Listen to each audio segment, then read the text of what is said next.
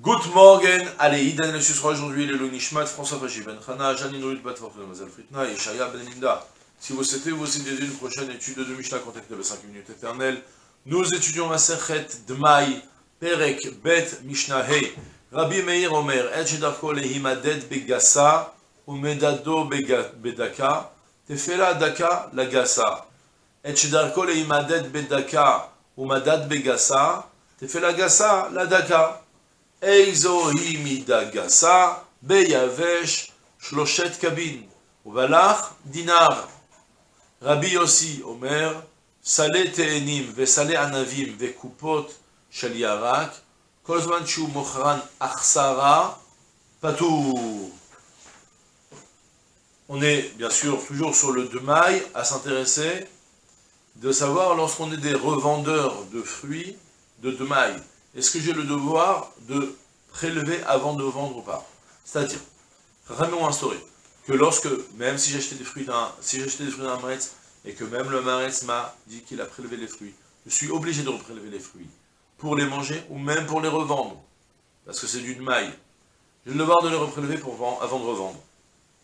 Maintenant, Khamim, nous ont appris dans la Mishnah précédente, plusieurs ristournes, remises de peine qu'on fait à certaines personnes qui ont une marge trop faible. En l'occurrence, on avait évoqué les boulangers, parce qu'ils sont contrôlés, qu'ils ne peuvent pas augmenter le prix comme ils veulent. Et aussi les grossistes, qui se font une marge relativement petite, parce qu'ils doivent faire beaucoup de cadeaux en plus pour les acheteurs, quand ça va dans le partenariat.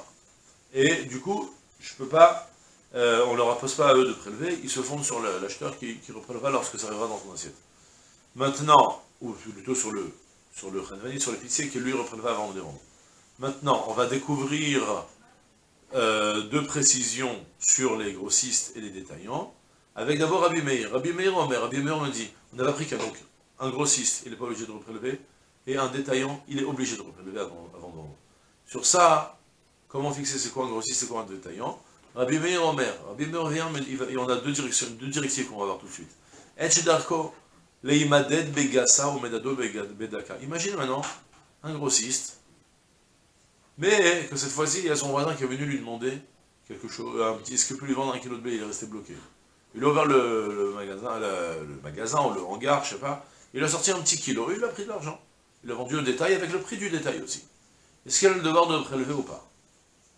Alors la Mishnah me dit, Et Shedarko Lehimaded Begasa, celui qui a l'usage de vendre en mesurant avec la gassa, avec la grosse mesure.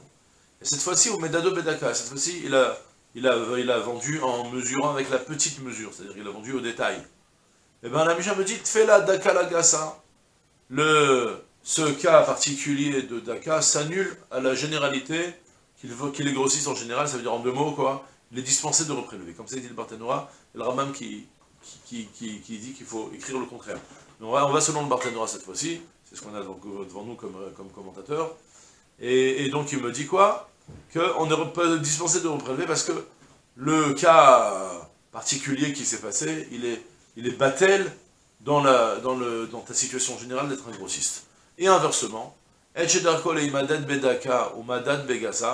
on a quelqu'un qui a l'habitude de vendre en petite mesure, et cette fois-ci elle a vendu en grosse mesure, ça veut dire que moi, j'ai un Khanvani qui m'a...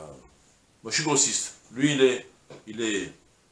normalement il est Khanvani, il est épicier, et je me suis retrouvé sans spora. Et concrètement, lui, de toute façon il avait pas besoin de vendre, demain il est très occupé, ça ne le dérange pas de fermer le magasin. Il me dit, c'est quoi, rachète toute la spora, je rachète tout ce qu'il m'a vendu, pour aller le revendre maintenant à d'autres détaillants. Donc il s'avère que maintenant je suis en train d'acheter en gros d'un détaillant. Est-ce que je suis obligé de reprélever la troumote au maasrot? Je me dis oui, parce que lui, c'est un détaillant qui a imposé de reprélever la troumote au maasrot du Dumaï avant de vendre. Même si moi j'achète en gros en fait, donc en deux mots, j'achète en gros d'un détaillant, je suis obligé de reprélever la troumote au maasrot. Le Khedvani plutôt. Le vendeur il est obligé de reprélever la troumote au maasrot par mois.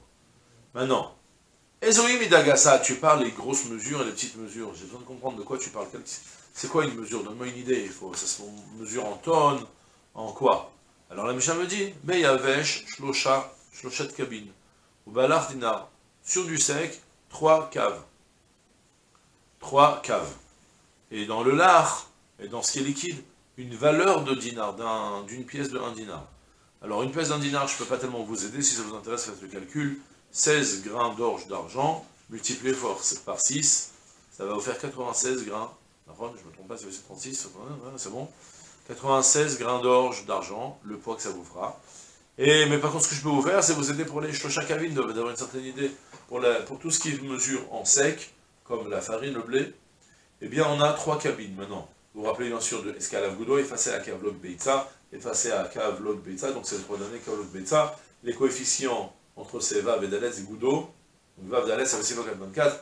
Un cave, c'est un volume de 24 œufs, multiplié par 3, ça fait 72. Et donc un volume de 72 œufs. Si un œuf, ça fait l'équivalent de 52 cm3, plus ou moins 54 cm3, ben voilà, imaginez ce que ça vous fait. Et voilà, vous avez déjà le minimum de c'est quoi un grossiste. Ok, c'est pas une très grosse quantité, j'aurais cru qu'il aurait fallu vendre par tonne ou par quelque chose, non? Même si tu vends par sac de 5 kg ou de 10 kg, apparemment, ça suffirait déjà. Imaginez, je sais pas si c'est juste de faire cette correspondance, mais si c'était en poids d'eau, on va dire comme ça, en volume d'eau, ça veut dire, pour vous donner une idée, si c'était de l'eau, c'est 54 fois 72, ça fait 3600, ça fait 3,6 kg. D'accord? Apparemment. Et voilà. Donc, je continue maintenant la suite de la Mishnah. Rabbi Yossi Omer, Salé Te'enim, Vesalé Anavim, Vekupot, Shaliarak, Kozan Shumochan Achsara Patour. Rabbi Yossi vient m'apprendre une nouvelle halakha, donc je reprends d'abord. D'abord, Rabbi Meir, on fait un point, excusez-moi. On a le grossiste et le détaillant, on a expliqué c'est quoi le cas particulier, si le grossiste il vend en détail, si le détaillant il vend en gros. Après on a parlé de la quantité, c'est quoi de vendre en gros? C'est vendre au minimum des mesures de l'équivalent de 3 kg, 5, je sais pas, 3 cabines, pour des mesures en sec, du sec. Pour les liquides, c'est des liquides d'une valeur de 1 dinar. Maintenant, Rabbi Yossi vient m'apprendre encore autre chose, il me dit, tu sais, il y a quand même aussi une autre expression dans la règle, c'est quoi? C'est salé te'enim vesalé anavim. Celui qui a des salim, des paniers de figues ou des paniers de raisins, des coupot shaliarak, et il a aussi des caisses de légumes, mais que quoi, qu'est-ce qu'il a, qu'est-ce qu'il fait lui quand il les vend? Kolzan shumochan achsara, tant qu'il les vend tel quel, sans mesure, prends ce carton j'ai un carton ici, prends-le pour 10 shekels, prends-le pour 20 shekels, ça s'appelle vendre des achsara, sans mesurer précisément combien il y a d'unités. C'est quelque chose qu'on a l'habitude de vendre à l'unité, mais lui il fait un prix gros. Il y avait un vendeur d'œufs dans mon quartier quoi, qui vendait. Ça arrivait souvent, on arrivait chez lui, il avait la faim, il n'avait plus. Et vous savez, on lui rapportait plein de fois des œufs cassés et tout ça. Et du coup, à la fin, quand on venait le voir, pour acheter si c'était les derniers cartons, il disait allez, donne-moi 20 shekels, prends tout ce qui reste. Des fois, tu as gagné, des fois, tu t'es fait avoir. Tu as le droit de regarder, de toute façon, juste tu ne commences pas à le mesurer chacun. Parce que ça vous prends en gros, en général tu auras gagné, c'est sûr, et tu prends, et comme ça il te vend en gros, c'est ce qu'on appelle vendre arsara. Vendre arsara, et là la Mishnah, Rabbi Yossi me dit, tu sais quoi, il est dispensé de reprélever le Dumaï, parce que cette fois-ci, c'est très ressemblant au grossiste. Et même s'il vend une quantité de moins de Shalosh Kabin, comme c'est précisé dans le Mishnah Rishona, pour répondre entre parenthèses à une question du Raval et tout ça avant, et même s'il vend une petite quantité finalement, mais il vend sans qui est du donnant-donnant. Alors il prend un statut de grossiste qu'il est dispensé de Trumot ou Maasrot, de Maï, selon Rabbi Yossi. La halakha n'est pas établie comme Rabbi Yossi sur ce détail-là, on a juste la mesure qui est importante, quelle est la mesure concrète avec laquelle il vend. Parce qu'il a l'habitude de vendre en grosse mesure. Voilà. Et c'est tout pour aujourd'hui, je vous souhaite une journée pleine de Hatzlacha, Kol Tuv, Sela.